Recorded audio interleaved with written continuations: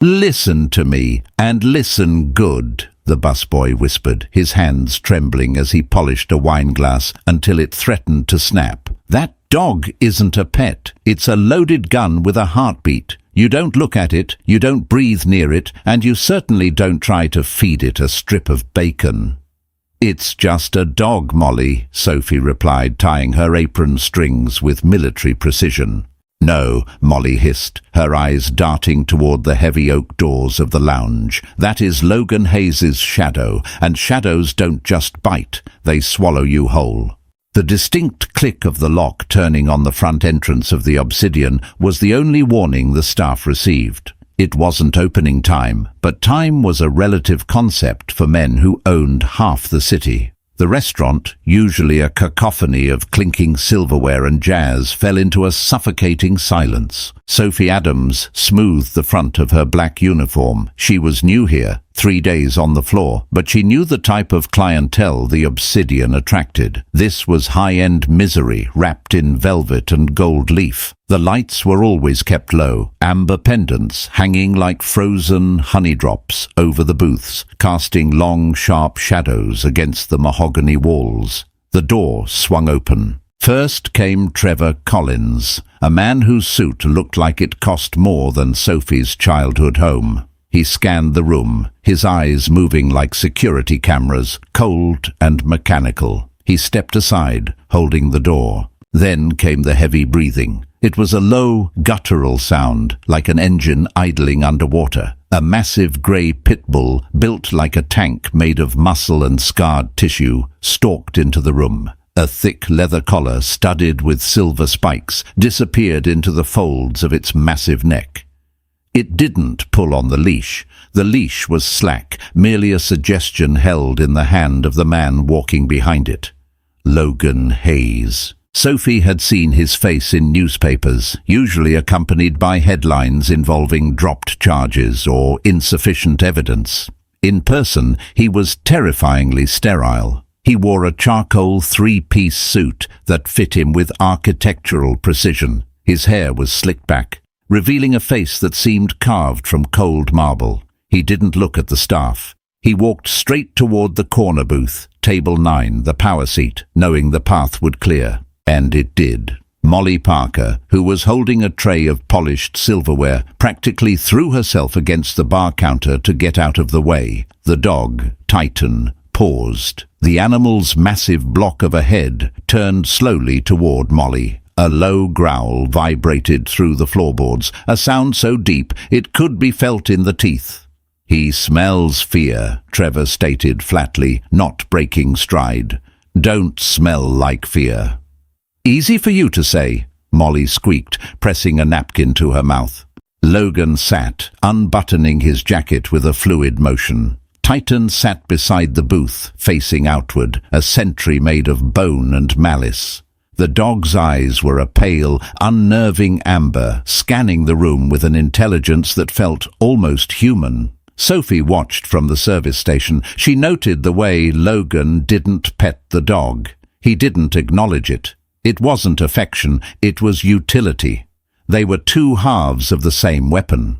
"Who's taking the table?" The manager, a sweating man named Scott Lewis, hissed from the kitchen doorway. "Molly." "I can't," Molly whispered, her face pale. "I'll drop the drinks. I swear, Scott, if that thing looks at me, I'll pass out." Scott looked around, desperate. "Paige! Rachel!" The other waitresses were busy finding imaginary dust on the far side of the restaurant. "I'll take it," Sophie said. Her voice was calm, cutting through the panic in the service station. Scott looked at her like she had just volunteered for a firing squad. "You're new. You don't know the rules. Do not look Mr. Hayes in the eye unless spoken to. Do not reach over the table. And for the love of God, stay away from the dog." "I know how to handle a table, Scott," Sophie said, grabbing the water pitcher. She walked across the floor. Her steps were measured. She didn't rush, but she didn't drag. She focused on her breathing, in through the nose, out through the mouth. The air in the restaurant smelled of expensive leather polish and the faint metallic tang of the espresso machine. As she approached table 9, the low growl started again. Titan shifted, his muscles bunching under the short grey fur. He lowered his head, a prelude to a lunge. Trevor reached for the inside of his jacket, his eyes snapping to Sophie. Logan didn't look up from the menu. "Titan," he said softly. It wasn't a command, it was an observation. The dog didn't stop growling. The rumble grew louder as Sophie stepped into the circle of amber light surrounding the table. Most people froze when 100 pounds of predator threatened them. Sophie didn't break her stride. She didn't flinch. She stepped right up to the edge of the table, within striking distance of the jaws that could snap a femur like a twig. "Sparkling or still?" she asked. The silence that followed was absolute. Logan slowly lowered the menu. For the first time he looked at her. His eyes were dark, almost black, and devoid of anything resembling warmth. He looked at her, not as a woman, but as a variable in an equation that didn't add up. "Excuse me?" Logan asked, his voice a smooth baritone. "The water, sir," Sophie said, her face blank, professional. "Sparkling or still?" Titan let out a sharp bark, a sound like a gunshot in the quiet room. He lunged forward, the chain snapping taut in Logan's hand. Sophie didn't jump. She didn't gasp. She didn't even spill a drop of water from the pitcher. She simply shifted her weight to her back foot, turning her hip slightly away from the threat. A defensive posture, but subtle. Logan tightened his grip on the leash, his knuckles turning white. He was staring at her hands. They were steady. "Still," Logan said, never taking his eyes off her. "Ice. 3 cubes exactly." "Of course." She poured the water. The stream of liquid was the only sound in the room. Titan watched her, his ears pinned back, confused by the lack of prey response. He sniffed the air, trying to find the chemical scent of adrenaline. "You're new," Trevor said, eyeing her suspicion. "What's your name?" "Sophie," she said, placing the glass on a coaster. "I'll give you a moment with the menus." She walked away, her back straight. She could feel Logan's eyes boring into her spine. She could feel the dog's confusion. Back at the station, Molly grabbed her arm. "Are you insane? He lunged at you." "He was testing boundaries," Sophie muttered, putting the pitcher down. "He's bored and dominant. Bad combination." "He's a killer," Molly corrected. "No," Sophie said, looking back at the table where Logan was watching her reflection in the dark window. "He's a tool, and tools can be broken." The evening wore on, the tension in the room ratcheting up with every minute Logan Hayes remained seated. He ordered a rare steak. Trevor ordered whiskey. They spoke in hushed tones about shipments and territories, words that drifted through the stagnant air of the restaurant like smoke. Titan remained under the table, though his presence was a constant weight. Every time a busboy passed, a low rumble emanated from the darkness beneath the velvet tablecloth. The incident happened at 9 p.m. A group of rowdy patrons, emboldened by too much wine, were leaving. One of them, a man named Derek Brooks, a known associate of a rival syndicate, though Sophie didn't know that at the time, stumbled near table 9. It might have been an accident. It might have been a calculated insult. Derek's coattails brushed against Logan's shoulder. "Watch it!" Trevor snapped, half rising from his seat. Derek laughed, a harsh, grating sound. "Put a leash on your dogs, Hayes, both of them." The air in the room vanished. Under the table, the chain snapped. It wasn't that the leather broke, it was that Titan moved with such explosive force that the chair leg the leash was looped around splintered. The dog launched itself from beneath the table, a grey blur of teeth and fury. Derek Brooks screamed and fell backward, scrambling away. Titan didn't go for the throat immediately. He corralled him, snapping inches from his face, barking with a ferocity that shook the glassware on the shelves. Trevor had his gun out. Logan was on his feet, shouting, "Titan, heel, now!" The dog ignored him. This was bloodlust. The predator brain had taken over. Titan lunged again, teeth catching the sleeve of Derek's coat. ripping the expensive fabric. Derek kicked out, connecting with the dog's ribs, which only enraged the animal further. "Shoot it!" Derek screamed, crawling toward the bar. "Shoot the damn thing!" The restaurant was in chaos. Molly was screaming. Scott was hiding behind the register. Trevor aimed his weapon at the dog, hesitating. He couldn't shoot the boss's prize, but he couldn't let a massacre happen in the middle of dinner service. "Titan!" Logan roared, stepping forward, grabbing for the trailing leash. The dog snapped back at him, a warning bite that missed Logan's hand by a millimeter. Logan froze. The dog had turned on him. The control was gone. Sophie was moving before she made the conscious decision to do so. She vaulted over the service counter. She didn't run. Running triggered the chase instinct. She walked with terrifying speed and purpose, cutting a straight line through the chaos. "Get back!" Trevor yelled at her, waving the gun. "He'll kill you!" Sophie ignored the gun. She ignored Derek screaming on the floor. She focused entirely on the grey mass of muscle vibrating with rage. She stepped directly between Derek and the dog. The room gasped. She was offering herself up, a human shield. Titan looked up, startled by the sudden barrier. His lips curled back, revealing rows of serrated white teeth. He snarled, a sound of pure violence, and crouched to spring at her throat. Sophie didn't flinch. She didn't shout. She didn't raise her hands in surrender or aggression. She dropped to her knees. It was the most submissive posture possible, yet she did it with the energy of a king. She lowered her center of gravity, bringing her face level with the snarling beast. Logan watched, paralyzed by the sheer insanity of it. "Girl, get up," he warned, his voice low. Sophie locked eyes with Titan. She didn't stare him down. That was a challenge. She softened her gaze, blinking slowly. Then she did the shocking thing. She extended her hand, palm up, fingers relaxed. And she made a sound.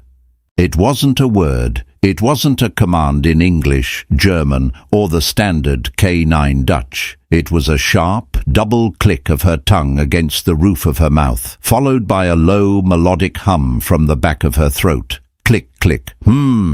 The effect was instantaneous. It was like someone had flipped a switch inside the animal. Titan stopped mid-snarl. His ears, previously pinned flat against his skull, pricked up. The hackles on his back began to lower. He tilted his head, the amber eyes widening, dilating. The chaotic noise of the restaurant seemed to fade away. All that existed was the woman and the beast. Sophie repeated the sound, softer this time. She moved her hand forward, millimeter by millimeter. Titan whined. It was a puppy sound, incongruous coming from such a monster. He inched forward, sniffing the air around her hand. He smelled the soap from the kitchen, the starch of her uniform, and underneath it all, a scent that he recognized. Something alpha, something calm. Sophie moved her hand further, bypassing the nose, and placed her palm flat against the dog's chest, right over the thundering heart. "Easy, soldier," she whispered. "Mission over. Stand down." Titan let out a long, shuddering breath. His massive body slumped. He didn't just sit, he collapsed onto the floor, resting his heavy chin on Sophie's knee. She began to scratch the thick skin behind his ears, her movements rhythmic and confident. The monster closed his eyes. Silence. Absolute, stunned silence. Derek Brooks was still on the floor, hyperventilating. Trevor lowered his gun, his mouth slightly open. But it was Logan Hayes who looked the most shaken. He stared at the waitress kneeling on the floor of his restaurant, his uncontrollable beast acting like a lapdog in her presence. He had spent $50,000 training that dog. He had hired the best handlers in Europe. None of them had ever stopped Titan once the red mist descended. Sophie looked up, her hand still resting on the dog's head. She looked straight at Logan. "Your dog has a luxating patella on the rear left leg," she said calmly, as if discussing the wine list. "That's why he's irritable. The hard floors hurt him, and that collar is pinching a nerve cluster in his neck. He's not mean, Mr. Hayes. He's in pain. Logan blinked. Who are you? Sophie stood up, gently nudging Titan aside. The dog looked at her with adoration, thumping his tail once on the floor. I'm your waitress, Sophie said, dusting off her knees, and your steak is getting cold. The aftermath of the incident was a flurry of activity that felt more like a crime scene cleanup than a restaurant closing. Derek Brooks had been escorted out violently by Trevor. The other patrons had been comped their meals and ushered out the back door with vague threats about keeping their mouths shut. By 10 p.m., the Obsidian was empty, save for the kitchen staff, Sophie, and the two men at table 9. Titan was currently sleeping under the table, his head resting on Sophie's foot every time she came by to refill the water. Bring her here, Logan said. He hadn't touched his steak. He had spent the last hour watching Sophie work, analyzing her movements. Trevor nodded and walked to the service station. Boss wants a word. Molly grabbed Sophie's wrist. Don't go. Run out the back. I'll call the police. The police work for him, Molly, Sophie said gently, removing Molly's hand. It's fine. Go home. Sophie walked to the table. The atmosphere was heavier now. The adrenaline had faded, leaving a cold, sharp tension. Sit, Logan commanded, gesturing to the empty leather bench opposite him. I'm on the clock, sir. Staff aren't allowed to sit with... Sit down, Logan repeated. His voice wasn't loud, but it carried the weight of a gavel striking a desk. Sophie sat. She sat upright, hands folded in her lap. She didn't lean back. Logan leaned forward, resting his elbows on the table. The dim light caught the sharp angles of his cheekbones. I don't like mysteries, Sophie. Mysteries are liabilities. I'm not a mystery. I'm an employee. You're a waitress who diagnosed an orthopedic condition in a fighting dog and subdued a lethal animal with a hum. That isn't something you learn at community college. Logan's eyes narrowed. Where did you learn that hand signal, the palm up, the sound? Sophie hesitated. Just for a fraction of a second her mask slipped. A flicker of old pain crossed her eyes. I grew up on a farm. We had dogs. Liar, Trevor said, standing behind Logan. That was a tactical de-escalation. I've seen K9 units use variants of it, but nothing that effective. Logan silenced Trevor with a raised hand. He kept his gaze fixed on Sophie. Derek Brooks is going to be a problem. He'll tell the other families that I can't control my own animal. That makes me look weak. Weakness invites war. He won't tell them you can't control the dog, Sophie said. He'll tell them you have a staff that is loyal enough to die for you. That makes you look powerful. Logan paused. A faint, almost imperceptible smile touched his lips. It wasn't a nice smile. It was the smile of a shark finding blood in the water. Smart. Very smart. He reached into his jacket pocket. Sophie tensed, her muscles coiling, ready to move. If he pulled a gun, she would flip the table, kick Titan to wake him, and go for the throat. Logan pulled out a silver cigar cutter. He set it on the table with a click. Sophie forced her muscles to relax. Paranoia, she told herself. Stop acting like a soldier. You're right about the leg, Logan said. He limps when it rains. I thought it was just age.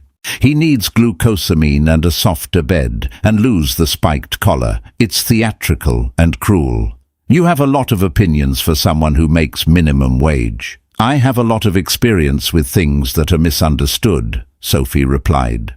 Logan studied her. He looked at her hands. Rough, calloused, fingernails cut short. He looked at the faint white scar running along her jawline, barely visible under the restaurant lighting. Trevor, Logan said, sitting back. Fire her. Sophie's heart sank. She needed this job. It was off the books. It was cash. It was safe. Sir, Fire her from the waitstaff, Logan clarified. He looked at Sophie. You're done serving drinks. As of tonight, you're on my personal payroll. Doing what? Sophie asked, wary. Titan likes you.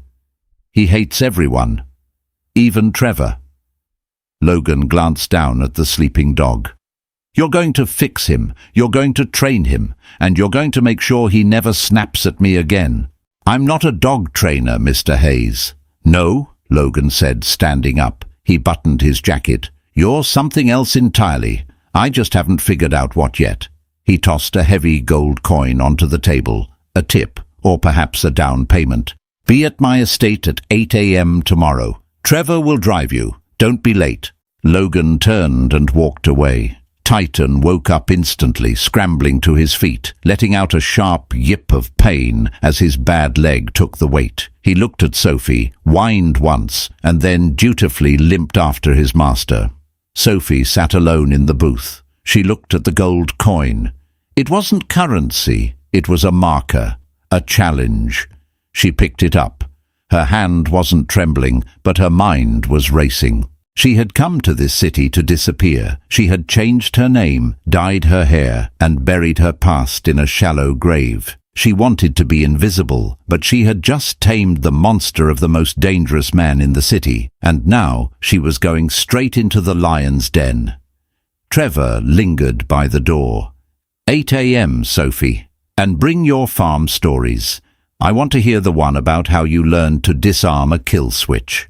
He walked out, leaving Sophie in the silence of the empty restaurant. She reached into her pocket and pulled out a small, battered silver locket. She opened it. Inside wasn't a picture of a family or a lover. It was a small, folded piece of paper with a sequence of numbers and a military insignia.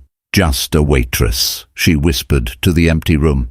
Just keep telling them that. She stood up, untied her apron, and left it on the table next to the gold coin. The game had changed. She wasn't hiding anymore. She was infiltrating, and Logan Hayes had no idea what he had just invited into his home. The Hayes estate was less a home and more a monument to paranoia. Situated on a cliff overlooking the grey, churning ocean, it was a sprawling structure of concrete, glass, and steel. There were no flower beds, no welcoming mats, just 12-foot walls topped with cameras that track movement with the silent efficiency of predators. Sophie stepped out of Trevor's black SUV at exactly 8 a.m. She wore jeans and a thick grey sweater, practical clothes for dog training. She carried a canvas duffel bag containing her few possessions, a clicker, a bag of high-grade liver treats she'd bought at a 24-hour market, and the encrypted satellite phone she kept hidden in a pair of rolled-up socks.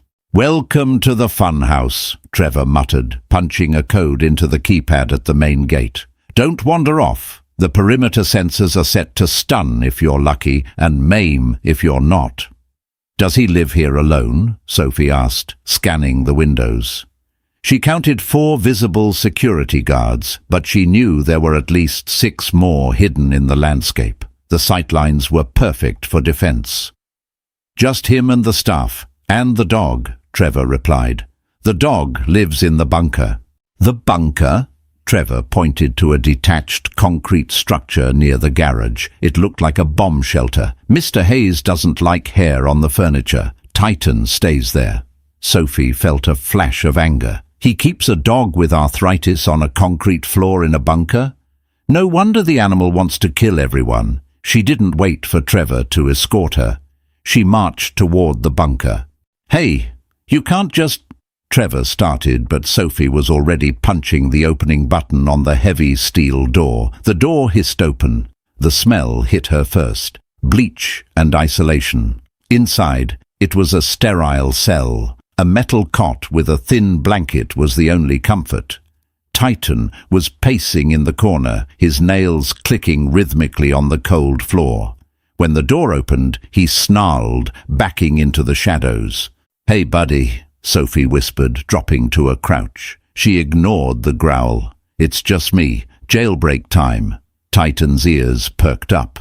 He recognized the voice. He recognized the scent. He moved out of the shadows, his tail giving a tentative wag. "What are you doing?" Logan's voice boomed from the doorway. Sophie spun around. Logan was standing there in a navy tracksuit, looking like he'd just finished a 10-mile run. He wasn't even winded. Sweat glistened on his neck, but his expression was as icy as ever. "I'm moving him," Sophie said, clipping a soft lead onto Titan's collar. She had removed the spiked leather one the night before, a small act of rebellion he hadn't stopped. "Moving him where?" "Inside, to the house." Logan crossed his arms. The muscles in his forearms shifted. "No, animals stay outside. That is the rule." "Then you can find a new trainer," Sophie said, standing up. Titan pressed his side against her leg, seeking contact. "This environment is psychologically damaging. He's aggressive because he's isolated and in pain. If you want a guard dog, buy a robot. If you want a loyal protector, he needs to be part of the pack. And you are the pack leader, or you're supposed to be." Logan stared at her. He was used to people trembling. He was used to "yes, sir," and "right away, sir." He wasn't used to a woman in a thrift store sweater telling him how to run his household. "He sheds," Logan said, a weak defense. "I'll vacuum," Sophie countered. "And he needs a memory foam bed. I saw a guest room on the first floor plans. I mean, looking at the house from the outside, I assume there's a guest room." Logan's eyes narrowed slightly at her slip. "First floor, east wing. If he chews one piece of antique furniture, I take the cost out of your pay." "Deal." Sophie led Titan past Logan. As they passed, the dog stiffened, but Sophie clicked her tongue. Click, click. And Titan relaxed, trotting obediently by her side. Logan watched them go, a strange sensation tightening his chest. He wasn't sure if he was annoyed by her insubordination or impressed by her audacity. "Trevor," Logan said without turning around. "Yeah, boss?" "Run her prints again. Run her face through the Interpol database. Run everything. A farm girl from Nebraska doesn't know how to analyze the tactical layout of a building from the driveway." "On it," Trevor said. "You think she's a Fed?" "No," Logan said, watching Sophie guide the massive dog up the front steps of his fortress. "Feds are arrogant. She's precise. She's something else." 2 weeks passed. The transformation in the house was subtle but undeniable. The sterile silence of the estate was now punctuated by the sound of dog tags jingling and Sophie's soft commands. Sophie had Titan on a strict regimen. Mornings were for physical therapy. Swimming in the heated indoor pool, which Logan had initially forbidden, then silently allowed when he saw Titan swimming laps like a seal. Afternoons were for obedience, but the real work happened in the evenings. Sophie had realized quickly that Titan wasn't just aggressive. He was traumatized. He was terrified of loud noises. A car backfiring sent him into a shaking panic or a blind rage. For a mafia boss's dog, this was a fatal flaw. It was a Tuesday evening. Logan was in his study, reviewing ledgers. The glass walls offered a view of the sprawling lawn where Sophie was working with Titan. She was training him with a starter pistol. Logan watched, fascinated. Most trainers would fire the gun and punish the dog if it flinched. Sophie did the opposite. She would show Titan the gun, then give him a piece of steak. She would click the trigger without firing, then stake. Bang! Titan flinched, a low growl starting in his throat. Sophie didn't scold him. She immediately engaged him in play, tossing a tug toy, making happy, high-pitched sounds. She was rewiring his brain, associating the bang with joy rather than pain. Logan stood up and walked out to the patio. He held a glass of bourbon in his hand. "You're spoiling him," Logan said. Sophie looked up, wiping sweat from her forehead. "I'm desensitizing him. He associates gunfire with pain. Likely his previous owner used it as a discipline tool." "His previous owner is dead," Logan said flatly. "I saw to that." "Good," Sophie said, and the darkness in her tone surprised him. It wasn't the voice of a civilian, it was the voice of someone who understood that some people needed to be removed from the equation. Titan trotted over to Logan. Instead of cowering, the dog sat and offered a paw. Logan stared at the paw. He looked at Sophie. "What am I supposed to do?" "Shake it. He's asking for a truce." Logan hesitated. He shifted his glass to his left hand and reached out. He took the massive paw. Titan's tail gave a slow, rhythmic thump against the grass. For the first time in years, Logan felt something unclench in his gut. "He trusts you now," Sophie said softly. "Don't break it." "I don't trust easily, Sophie." "Neither does he. That's why you two are a perfect match."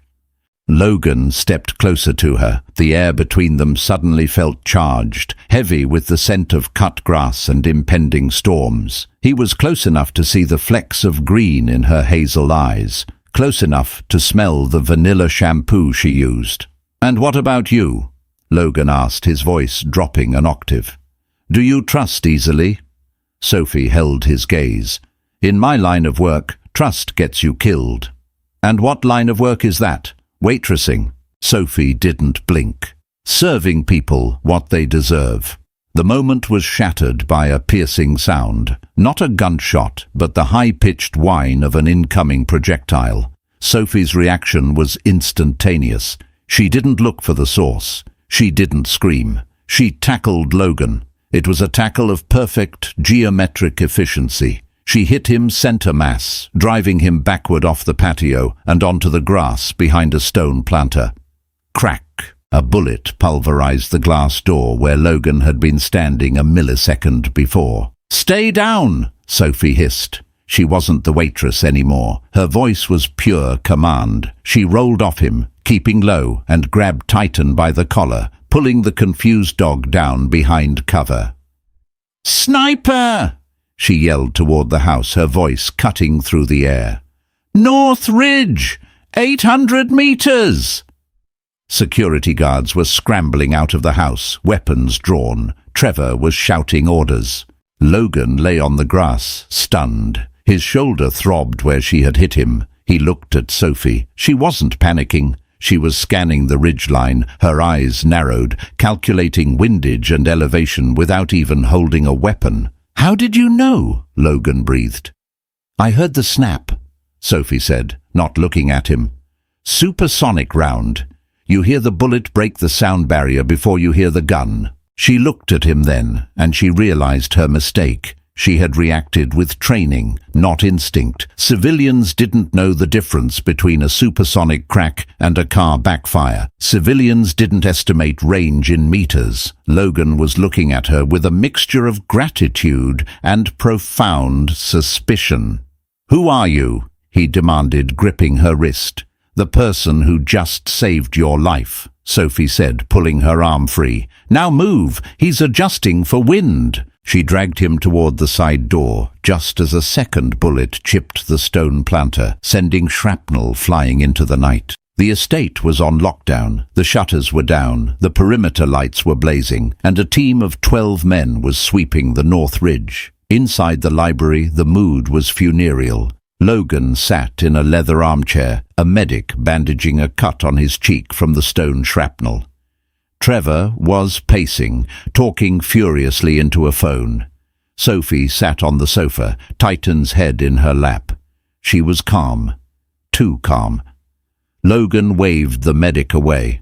"Leave us." The medic hurried out. Trevor hung up the phone and stood by the door, his hand resting on his holster. "The shooter is gone," Trevor said. "We found a shell casing, military grade, long range." "Derek Brooks doesn't have access to that kind of talent," Logan said, his eyes never leaving Sophie. "That was a professional hit." He stood up and walked over to Sophie. He towered over her, radiating menace. The sexual tension from the garden was gone, replaced by the cold fury of a man who realized he had a spy in his house. "Stand up," Logan said. Sophie stood, gently moving Titan aside. The dog whined but stayed. "North Ridge, 800 meters, supersonic crack," Logan recited. "You called it before the glass broke. You tackled me with perfect form, and you knew exactly where to drag me for cover."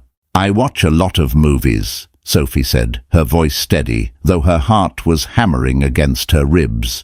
Bullshit, Logan snarled. He grabbed her handbag from the table and dumped it out. The clicker, the treats, a lipstick, and the satellite phone tumbled onto the Persian rug. Logan picked up the phone.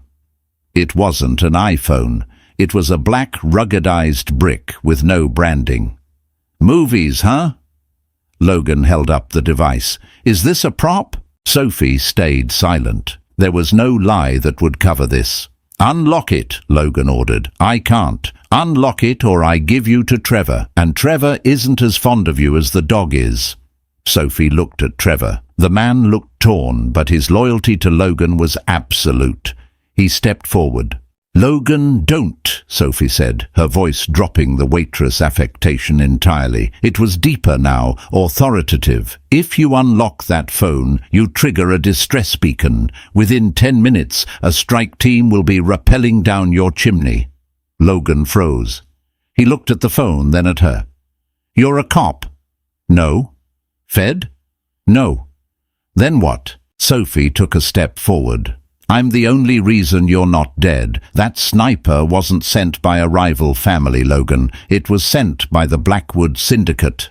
Logan went pale. The Blackwood Syndicate was a myth, a shadow organization of mercenaries and rogue intelligence agents that swallowed criminal empires whole. They didn't have rivals, they had acquisitions. "Blackwood doesn't exist," Logan said, though his voice lacked conviction. "They exist," Sophie said, "and they've been dismantling your operation from the inside for 6 months. Derek Brooks is their pawn. He was supposed to provoke you at the restaurant, get you to kill him, or cause a scene that would land you in prison. When I stopped Titan, I ruined their timeline." She pointed to the window. "So they moved to Plan B. Assassination." Logan stared at her, his mind reeling. The pieces fit. The missing shipments, the silent partners backing out, the sudden boldness of idiots like Brooks. "And you?" Logan asked. "Who do you work for?" "I'm a freelancer," Sophie lied smoothly. In reality, she was AWOL from a government black ops unit that officially didn't exist, hiding from her own demons. But he didn't need to know that. "I hunt Blackwood. I've been tracking that sniper for 3 weeks. I knew he was targeting a high-level asset in the city. I just didn't know it was you until I saw the laser painting your chest." It was a half-truth, but it was convincing. Logan looked at the phone again. He tossed it back to her. She caught it with one hand. "You're not a waitress," Logan said, a mix of anger and awe in his voice. "I make a terrible waitress," Sophie admitted. "I mixed up the orders on table 4 twice last week." "Why save me?" Logan asked. "If you hunt Blackwood, why not let them take me out and then go after the shooter?" Sophie looked down at Titan. The dog had sensed the tension and had crawled over to sit on her feet, leaning his weight against her legs. "Because," Sophie said, looking up at Logan, her gaze softening, "you're the only one who can control the city. If you fall, there's a power vacuum and innocents get caught in the crossfire. And," she hesitated, "because your dog likes me. And I have a rule about not letting dogs become orphans." Logan stared at her for a long moment. The silence stretched, thick and heavy. "You're staying," Logan said finally, "but not as a dog trainer." "I'm not joining your crew, Logan." "No," Logan said, walking back to his desk and pulling a Sig Sauer P226 from a drawer. He checked the chamber and set it on the desk. "You're going to be my bodyguard. Because if Blackwood is coming, I don't need soldiers. I need a ghost." "I'm expensive," Sophie said, crossing her arms. "I can afford you. And I keep the dog in the house." Logan looked at Titan, then at Sophie. A smirk, genuine and dangerous, touched his lips. "The dog stays in the house," Logan agreed. "But if we survive this, Sophie, you and I are going to have a very long conversation about who exactly you are running from." Sophie picked up the gun from the desk, checked the weight, and slid it into the waistband of her jeans. "Deal. But first, We need to move. That sniper missed. He'll call in a breach team." As if on cue, the lights in the estate flickered and died. The backup generators groaned to life, bathing the room in emergency red light. "They're here," Sophie whispered. Titan growled, low and deep, facing the hallway door. The beast was awake, and this time the wolf was inside the fold. The emergency red lighting turned the estate into a labyrinth of blood-colored shadows. The hum of the backup generator was a low thrum that vibrated in the teeth, masking the sound of footsteps. "Corridor C is compromised," Sophie whispered, pressing her back against the cold marble of the hallway wall. She held the Sig Sauer close to her chest, her breathing shallow and controlled. Logan stood opposite her, a fire axe he had pulled from an emergency case gripped in his hands. He looked out of place in his own home, a king whose castle had been turned into a kill box. But there was no fear in his eyes, only a lethal, calculating rage. Titan stood between them. The dog was silent. His ears were swiveling like radar dishes, tracking sounds that human ears couldn't detect. He wasn't growling. Growling gave away position. He was simply waiting, his muscles coiled under his grey coat. "How many?" Logan mouthed. Sophie held up 3 fingers. "Breach team, heavy armor, night vision." She pointed to the antique vase at the end of the hall. "Titan," she whispered, her voice barely a breath. "Guard." The dog understood. He didn't run, he slunk forward, his grey body blending into the shadows, and crouched behind the pedestal of the vase. "We need to get to the server room," Logan whispered. "I can override the lockdown from there and trap them in the east wing."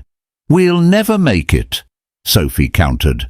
"They're funneling us toward the master bedroom. It's a classic kill zone tactic. They want us cornered." A crash echoed from the floor below, the sound of the front doors being rammed. "Change of plan," Sophie said, her eyes snapping to Logan. "We don't run, we hunt." She didn't wait for his approval. She moved. She didn't walk. She flowed, moving from cover to cover with a grace that terrified Logan as much as it impressed him. This wasn't a waitress.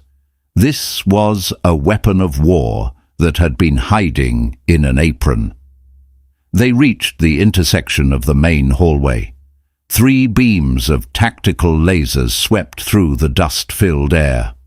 "Now!" Sophie yelled. She swung around the corner, firing 2 shots. Pop, pop. The sound was deafening in the enclosed space. The lead mercenary took 2 rounds to the chest plate. He stumbled back, but didn't fall. "Armor! Titan! Fass!" Sophie shouted, the German command for bite that she hadn't taught him in front of Logan. The dog launched himself from the shadows like a grey missile. He didn't go for the arm or the leg. He went for the gap between the helmet and the shoulder plating. The mercenary screamed as 100 pounds of muscle slammed into him. Titan's jaws locked, and he thrashed his head, dragging the man to the ground.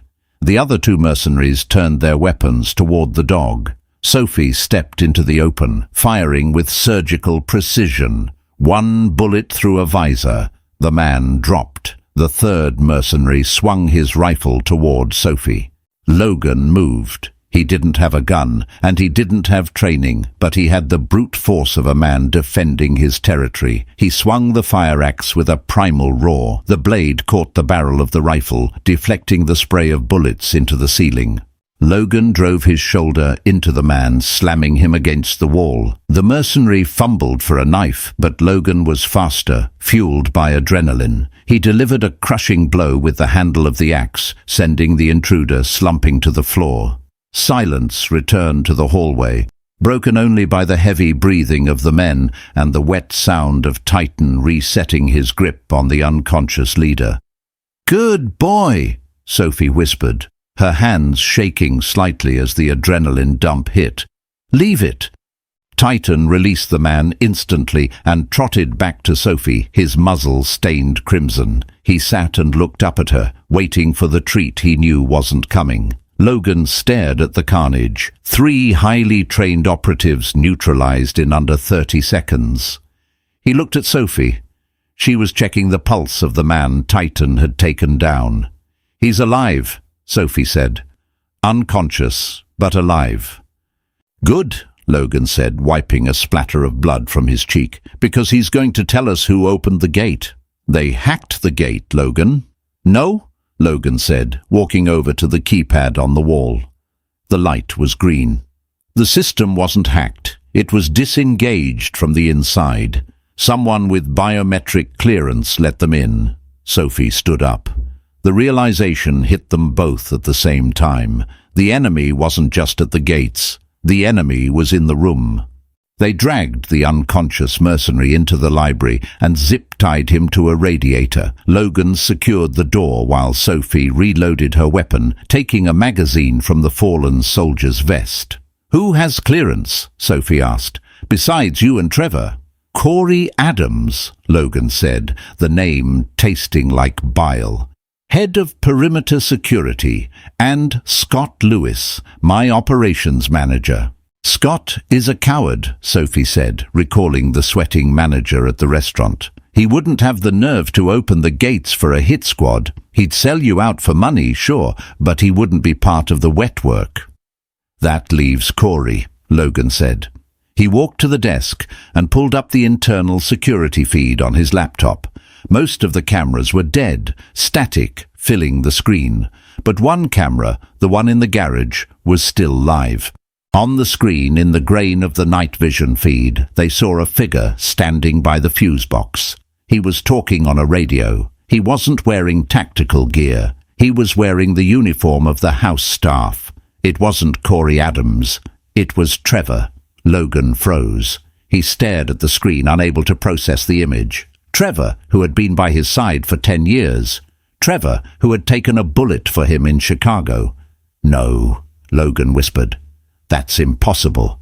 "He's cutting the hard line for the backup alarm," Sophie said, her voice devoid of emotion. She was analyzing the threat, not the betrayal. "He's making sure no signal gets out." "Why?" Logan slammed his fist onto the desk, cracking the wood. "I gave him everything. He's my brother." "Everyone has a price, Logan, or a pressure point. Blackwood is good at finding them. They probably have his family, or a debt he couldn't pay." "I don't care," Logan said, his voice dropping to a terrifying whisper. He opened the door. Titan growled at the door. Footsteps were approaching, heavy, confident footsteps. "He's coming to check the bodies," Sophie said. "He thinks the breach team finished us." She looked at Logan. "You can't hesitate. If he comes through that door, he is a hostile. Do you understand?" Logan looked at the gun in Sophie's hand. Then he looked at Titan. The dog was ready to kill again. The only thing stopping him was Sophie's command. "I won't hesitate," Logan said. The door handle turned. It was locked. "Boss," Trevor's voice came through the oak. "You in there?" "The team is down. I checked the perimeter. It's clear." It was a lie. A smooth, practiced lie. Logan looked at Sophie. She nodded. "I'm here, Trevor," Logan called out, his voice steady. "Open it. I'm hurt." A pause. Then the sound of a key in the lock. The door swung open. Trevor stepped in, his gun drawn but lowered. He scanned the room. He saw Logan leaning against the desk, clutching his arm. He saw Sophie standing by the window, her hands empty. He didn't see Titan. The dog was under the desk, a silent shadow. "Thank God," Trevor said, holstering his weapon. "I thought they got you. I saw the bodies in the hall. Hell of a mess." "Who were they, Trevor?" Logan asked, not moving. "Mercs, freelance, probably hired by the Triads." Trevor walked closer. "We need to get you out of here. The car is prepped." "The car," Logan repeated. "To take me where? A safe house or a ditch?" Trevor stopped. The air in the room shifted. "What are you talking about?" "I saw the feed, Trevor. I saw you at the fuse box." Trevor's face didn't change, but his eyes went dead. The mask fell away. "You were supposed to be dead in the hall, Logan. It would have been cleaner." "Why?" "Because Blackwood offered me a way out." A life where I don't have to look over my shoulder every time a car backfires. They offered me peace, Logan, and $10 million. You sold me for retirement money, Logan said, shaking his head. It's just business, boss. You taught me that. Trevor's hand drifted back toward his holster. I can't let you leave this room. Neither can I, Sophie said. Trevor spun toward her, drawing his weapon. Titan!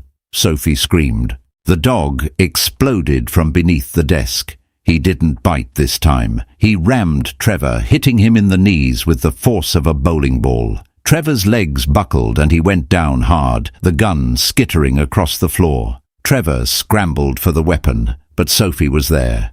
She kicked him in the ribs, flipping him onto his back, and leveled the Sig Sauer at his forehead.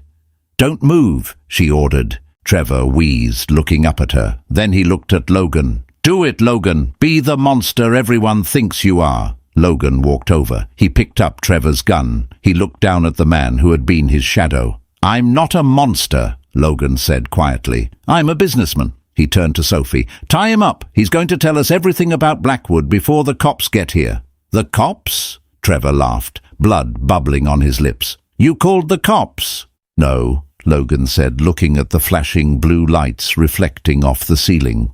My neighbor did. Apparently gunfire ruins the property value.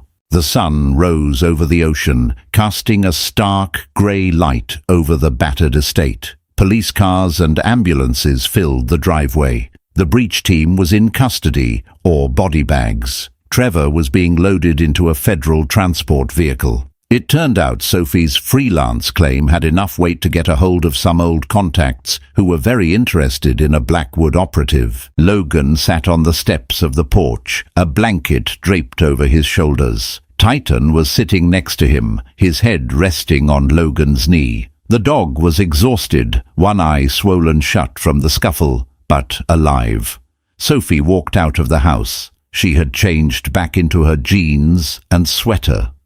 She was carrying her duffel bag. Logan watched her approach. Going somewhere? My cover is blown, Sophie said, stopping at the bottom of the steps. Blackwood knows I'm here. If I stay, they'll send a battalion next time. You're safer without me. Logan stood up. The blanket fell to the ground. Safety is a myth, Sophie. You told me that. I lied. Did you lie about the dog? Logan asked, gesturing to Titan. No, he's a good boy. Did you lie about saving my life? Twice? Reflexes. Logan walked down the steps until he was standing toe to toe with her. He didn't care about the police, the paramedics, or the ruin of his home. He only cared about the woman who had walked into the lion's den and tamed the beasts, both the four-legged one and the two-legged one. I don't want a bodyguard anymore, Logan said. Good, because I quit. I want a partner. Sophie froze. She looked up at him, searching for the deception, but found only raw, exhausted honesty. I come with baggage, Logan. Dangerous baggage. I have a fortress, Logan said, gesturing to the house, and a Pitbull, and I think I'm falling in love with the woman who knows how to use a starter pistol as a chew toy. Sophie laughed, a genuine, tired sound. You're crazy. I'm a mafia boss who takes orders from a waitress. Crazy is my baseline. He reached out and took her hand. His grip was warm, solid. Stay, Logan said. Not for the job. For us. Titan barked, a sharp, demanding sound. He limped over and wedged himself between them, looking from one to the other, his tail wagging slowly. Sophie looked at the dog. She looked at the man. She looked at the duffel bag in her hand. She dropped the bag. Okay, she whispered, but the dog sleeps in the bedroom. Logan smiled, and for the first time it reached his eyes. Deal. He pulled her in, kissing her amidst the chaos of sirens and shouting. It wasn't a fairy tale ending. The house was broken, the traitor was gone, and the war with Blackwood was just beginning. But as they stood there, flanked by the loyal beast, they knew one thing for certain. They were no longer fighting alone. And that is how a waitress with a mysterious past walked into the most dangerous restaurant in the city and walked out with the heart of the beast. Sophie didn't just tame the dog, she tamed the man who thought he was beyond redemption. But the Blackwood Syndicate is still out there, and Trevor's betrayal was just the first domino. If you want to see Sophie and Logan take the fight to Blackwood in a sequel, hit that like button and smash subscribe. Let's get this video to 50,000 likes, and I'll drop part 2, The Syndicate Falls, next week. Who do you think is really running Blackwood? Tell me your theories in the comments below. Thanks for watching.